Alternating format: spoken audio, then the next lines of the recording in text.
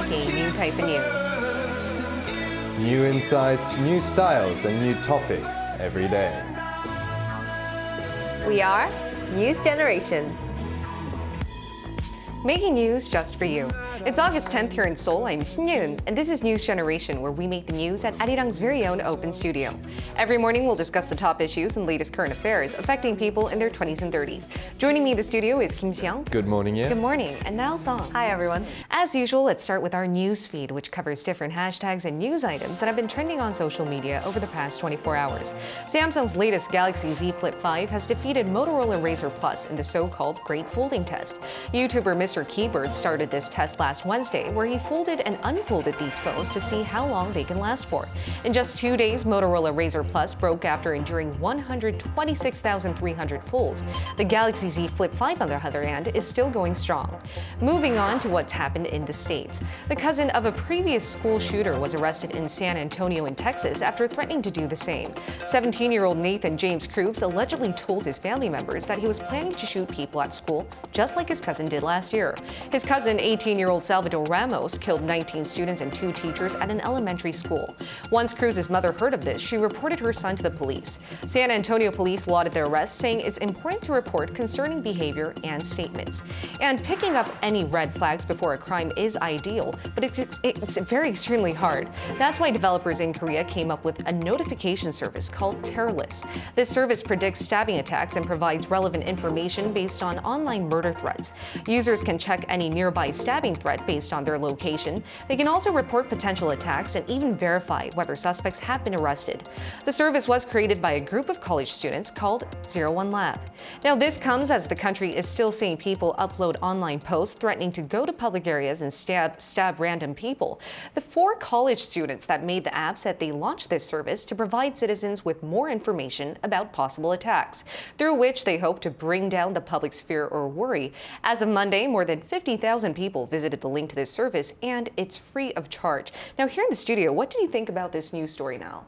Yeah, I'm so glad that citizens came up with this method of notification fairly quickly, and I'm really glad that they did this. But we are not completely out of the woods yet, and while this may notify people nearby to, I guess, go to the safe places, I'm still scared and anxious about being the direct victim, the person who gets stabbed, because you can't get notified for that. And I mean, it's not obviously it's not up to the people who developed the app to do this, but I'm still scared, and that's the bottom line. That's the bottom line, but at least their intention was very nice. It was very great.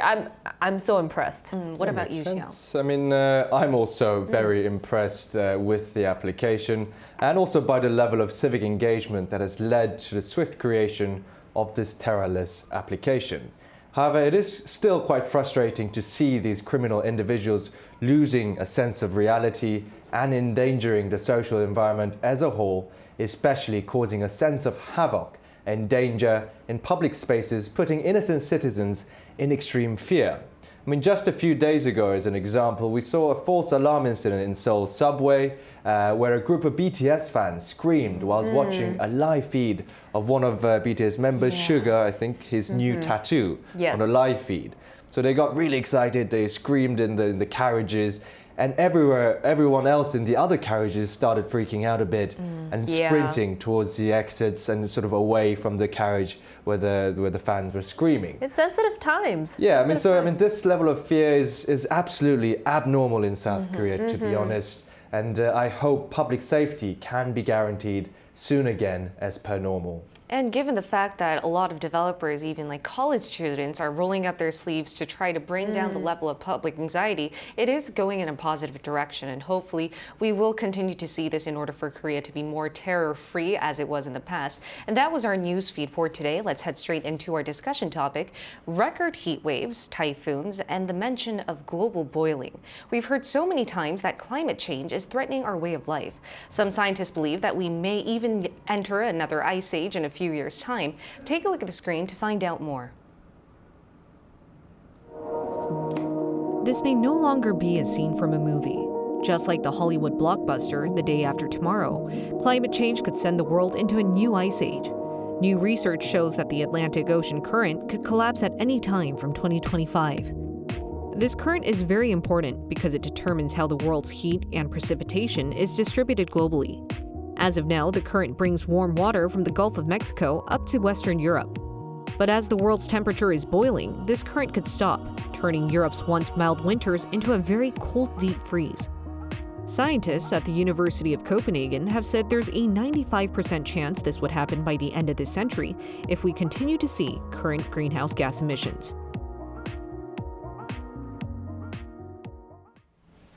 As UN Secretary General Antonio Guterres has said, we're now living in an era of global boiling. We've been suffering from record heat waves, not only in Korea, but around the world. So Xiong, why don't you tell us a bit more about what's happening?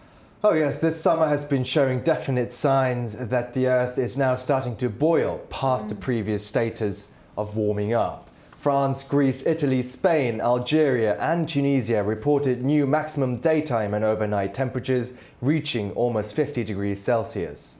In China, the remote Sanbao weather station in the Turpan city, Xinjiang province, registered a maximum temperature of 52.2 degrees Celsius on July 16th, surpassing China's previous national record of 50.3 degrees. On the same day in the US, Furnace Creek in Death Valley National Park, California, recorded 53.3 degrees Celsius.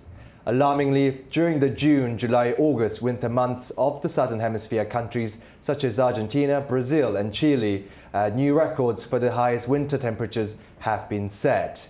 Regions in Chile and Argentina saw temperatures rise up to 38 degrees Celsius. The seasonal average is usually 7 to 14 degrees. I mean, heat waves are amongst the deadliest natural hazards, with thousands of people dying from heat-related causes each year. The full impact of heat waves also is hard to estimate until weeks or months sometimes have passed. For example, in Korea, the hot issue currently, recently as well, was the heat wave related casualties and the problems arising from the World Scout Jamboree, the 25th World Scout Jamboree, which led some of the scouts to prematurely depart from the campsite as well. For sure. And now, would you like to add on to this? Yeah, I mean, Xiong was talking about how hot it's gotten in the US, and it's been so hot that the glaciers in Alaska have been melting, causing giant floods, and houses have been drifting away. And even in states like Vermont and New York, we're seeing very heavy flooding. And Xiong also mentioned Southern Europe, and it's been boiling for the past few weeks and even causing wildfires. Many heat-related deaths have been occurring, and this past July has been the hottest the Earth has ever been. It's been the hottest, and right now we're also bracing for Typhoon Kanoon here in Korea. So we're seeing a lot of weather-related calamities hit not only Korea, but all parts of the world. And we asked if our viewers could relate to this, whether they felt that the weather was off the charts. Take a look at the screen to find out what 3 of them had to share with us. Let's start with Eval Perino. She said this summer in Portugal, it's been really weird. There were some days last month when we were almost burning, but yesterday it rained and today it's sunny and warm. Vasios Vikakias said here in Greece, the weather conditions are the worst yet, with temperatures breaking records, the heat and humidity being in the extremes. We've never experienced anything like this before, and some people say that it's only the beginning of worse things to come. The Power Ranger said in Vancouver, Canada, we had a record-breaking heat wave in 2022 and had an atmospheric rainstorm in the fall, causing floods in parts of British Columbia. So as we just mentioned, it's not only confined here in Korea. We're seeing climate change and related incidents all over the world. And new studies show that if we continue to pump out greenhouse gas emissions and keep exacerbating climate change, we may end up seeing the end of the world, literally. As we saw in the VCR, humankind may enter yet another ice age if the Gulf Stream system collapses. Now, this is very technical, so before we go on into it, Nell, what do you think about this?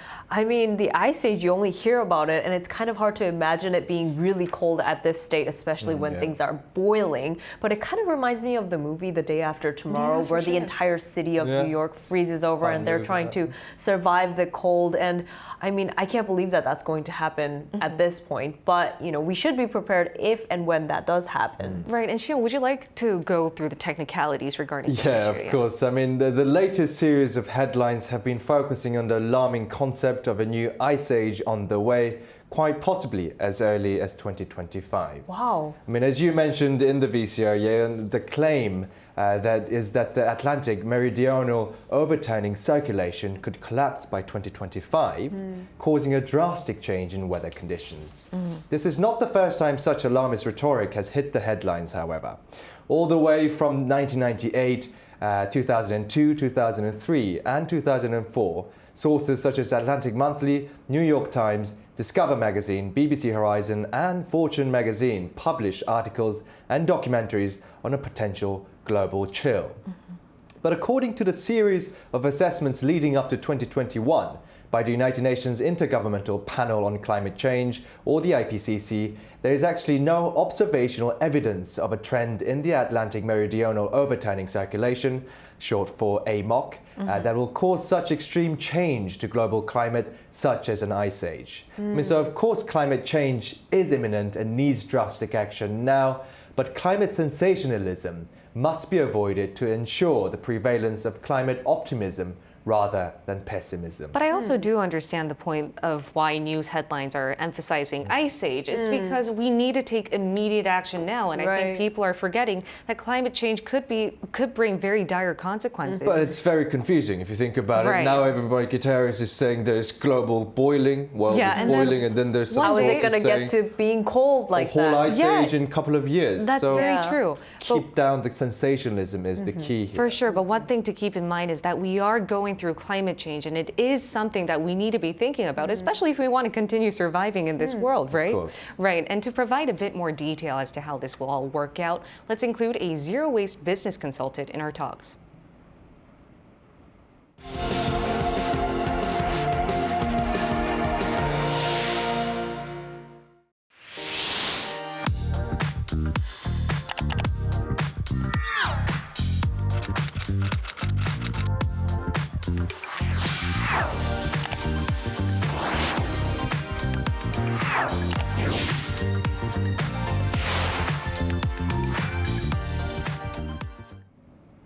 We're going to speak to an environment expert to better find out what type of actions we must take to save the earth and actually live here. It's Evelina Lundqvist, a zero-waste business consultant who helps businesses find eco-friendly ways to operate. Great to have you on our show, Evelina.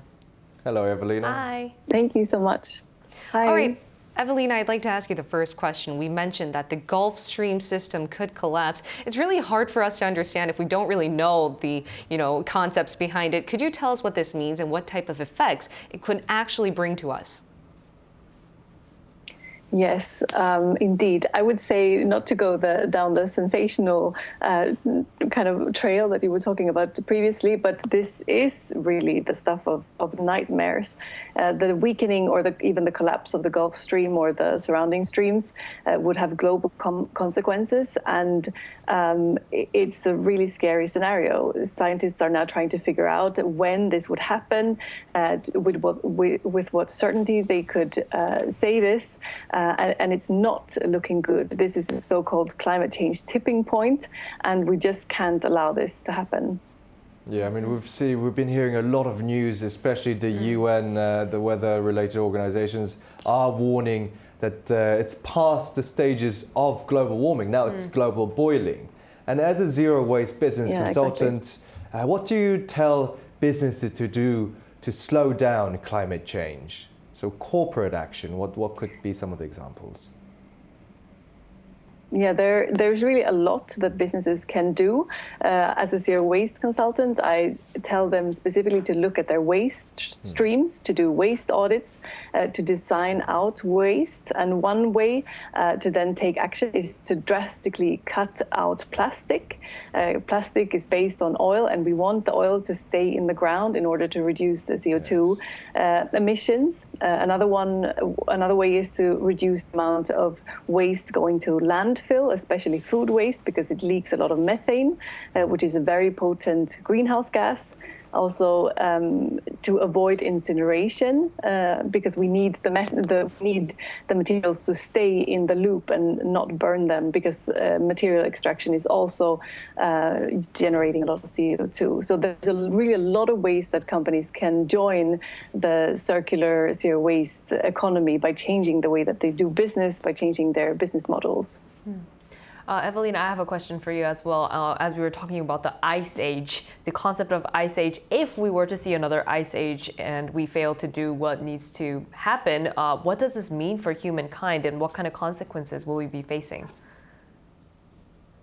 Yeah, I think one of the main consequences is definitely cooler temperatures in Europe, a drastic drop in temperatures, but also in the Nordics and in Scandinavia, where I grew up and where I also work. So because that would then also, of course, affect the agricultural output, which is a food safety or even safety issue. We would also see the increase in extreme weather events during winter or summer, rise in the sea level on the North America side of the Atlantic, or even such events as collapsing plankton stocks or deoxification of the ocean. So this is really a very serious scenario that we're looking at. Right, it is a serious scenario. Extreme weather-related events, something scary, and we're already seeing that. But I would now like to ask you the last question. You're in Austria at the moment. Could you tell us what individuals or even the government is doing there to, prevent or slow down these types of calamities from happening, and whether Korea could actually blueprint off some of the policies you guys are doing there? Yeah, there is a lot happening in the circular economy space, a lot of new regulations coming from the European Union that companies are also starting to implement. There is a lot of, Austria has a very good circular economy strategy. So there is a lot happening on the continent. But I would say that also general advice would be to, as everywhere, like fly less, buy less fast fashion, eat less meat. But then also taking it another step to really vote for politicians that are taking climate action seriously on all levels of society, to turn to companies to buy services and products from companies that are taking the reduction of their environmental footprint seriously, that are not greenwashing but actually doing it. There's a lot that each and every one of us can do that is happening here in Europe at the moment, but also in many other places on the planet. Evelina, just before you go, I just wanted to add on another question. I mean, you've explained a lot of what the corporates can do, what the government entity can do, and what the sort of civil society can do. But I mean, I guess the question the younger generation would like to know is, what can we do as like individual people, like, saving water, whatever? What could be the most efficient way of contributing to less climate change? I think that it's very important to talk about these things because they can be very scary. I think it's important to talk to your family, your friends, your colleagues, or even your boss to make suggestions at your university, your school, what we could do to mitigate climate change, and also demand accountability from adults in all kinds of positions in society. I think there's a lot that we can do together, but it's very important that we do it now. We do it now, and it all starts with the discussion. Thank you so much, Evelina. It was a pleasure to talk to you today. Thank you. All right, and the main objective of actually talking about climate change is to encourage immediate action, and that's what Evelina just mentioned right now. And as we heard from her, tackling global boiling is no longer something we can keep delaying. We need to act now to survive. In that sense, how worried are you guys, and what type of actions will you be taking on from today? Yeah, I mean, I am worried, and up until now, I think Xiong mentioned earlier, there's this thing called climate optimism and pessimism, and I would say I was more on the pessimistic side, saying, even if I recycle every day, even if I eat less meat, there are people out there taking private jets on a daily basis. I feel like I'm not going to make a big change. And Evelina also mentioned a really good point that we do need to actively seek accountability for, people in our companies, the adults in our society, and actively vote for people who will make changes immediately. I think that's quite often the problem because, you see everybody doing it. The world is still the same. Yeah. And if you think about it, just because you, use less paper, you decide to leave your car at home and walk everywhere. It's one day you realize, what's that going to change? If everybody starts industrializing developing countries, there's going to be a lot of more pollutions created. Nobody can do anything about it. As individuals, it's really difficult to actually feel that you actually contribute to make any sort of actual changes. And I mean, for example, fossil fuels such as coal, oil and gas are by far the largest contributor to global climate change, accounting for over 75% of global greenhouse gas emissions and nearly 90% of all carbon dioxide emissions. Right now, fossil fuels account for more than 80% of global energy production, and we need to change this. Yes. Renewable energy sources, whether it be solar, geothermal, wind, water, waste recycling, are all available in abundance, and as International Renewable Energy Agency suggests, 90% of the world's electricity can come from these renewable energies. We, as a human race, must be able to set short-term financial gains aside by first stopping the fossil fuel giants from lobbying against the active production of renewable energy and create the change we need desperately. We desperately need that type of change, and in order to facilitate that, as we've been keep mentioning, we need more discussions. And from now on NewsGen, we're going to use a couple of the weeks after to be talking about environmental issues, and hopefully that could bring about more change, and we could take new ideas, and we could take immediate action, which is much needed. And we'll be here every day from 9:30 to 10 a.m. Korea time, bringing you more topics young people are talking about. Special thanks to Kim Ji-young My pleasure, Ian. and Song. No problem. Now, thank you everyone for watching. We'll see you tomorrow. We are News Generation.